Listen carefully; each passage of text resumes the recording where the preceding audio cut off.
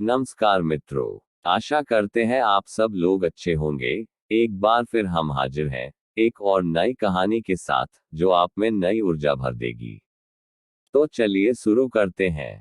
एक दार्शनिक अपने एक शिष्य के साथ कहीं से गुजर रहे थे।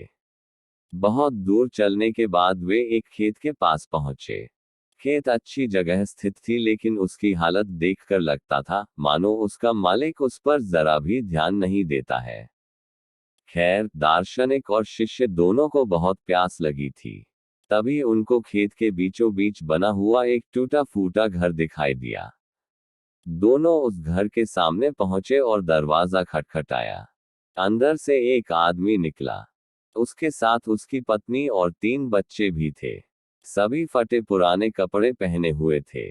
दार्शनिक ने उस आदमी से बोला, श्रीमान, क्या हमें पानी मिल सकता है? बहुत तेज प्यास लगी है। जरूर, आदमी उन्हें पानी का जग थमाते हुए बोला। मैं देख रहा हूं कि आपका खेत इतना बड़ा है, पर इसमें कोई फसल नहीं बोई गई है, और ना ही यहाँ फलों के कोई पेड़ दिखाई दे रहे हैं। तो आखिर आप लोगों का गुजारा कैसे चलता है? दार्शनिक ने प्रश्न किया। जी, हमारे पास एक भैंस है, वो काफी दूध देती है। उसे पास के गांव में बेचकर कुछ पैसे मिल जाते हैं और बचे हुए दूध का सेवन करके हमारे परिवार गुजारा चल जाता है, आदमी ने समझाया। दार्शनिक और शिष्य आगे बढ़ने को तैयार हुए। तभी आदमी बोला, शाम काफी हो गई है, आप लोग चाहें तो आज रात यहीं रुक जाएं। दार्शनिक और शिष्य दोनों रुकने को तैयार हो गए। आधी रात के करीब जब सभी गहरी नींद में सो रहे थे, तभी दार्शनिक ने शिष्य को उठाया और बोला, चलो हमें अभी यहाँ से चलना है, और चलने से पहले हम उस आदमी की भैंस को चट्टान से गिराकर मार डालेंगे।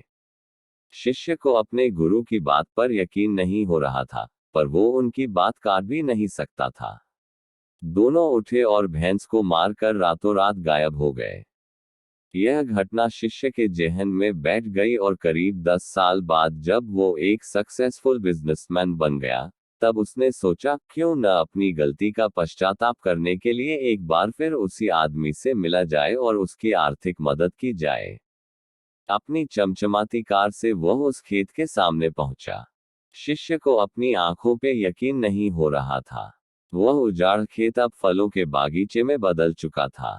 टूटे फूटे घर की जगह एक शानदार बंगला खड़ा था, और जहां अकेली भैंस बंधी रहती थी, वहां अच्छी नस्ल की कई गाय और भैंस अपना चारा चर रही थी।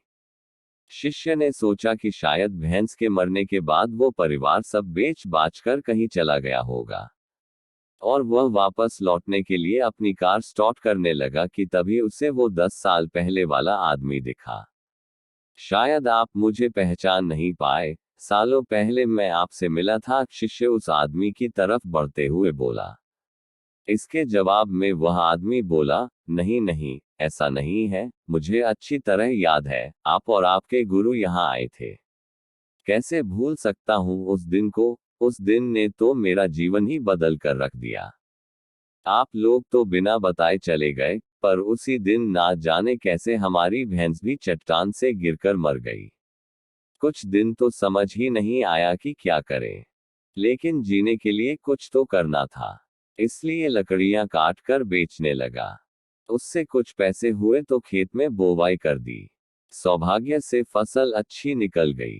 बेचने पर जो पैसे मिले उससे फलों के बागीचे लगवा दिए, और यह काम अच्छा चल पड़ा, और इस समय मैं आसपास के सैकड़ों गांव में सबसे बड़ा फल व्यापारी हूँ।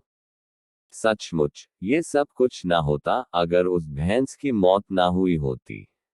लेकिन यही काम आप पहले भी कर सकते थे? शिष्य ने आश्चर्य से पूछा।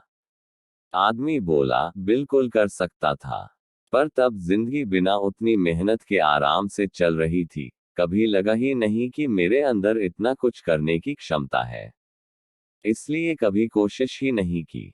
पर जब भैंस मर गई तब हाथ पांव मारने पड़े, और मुझ जैसा गरीब बेहाल इंसान भी इस मुकाम तक पहुंच पाया। आज शिष्य अपने गुरु के उस निर्देश का असली मतलब समझ चुका था, और बिना किसी पश्चाताप के वापस लौट पा रहा था।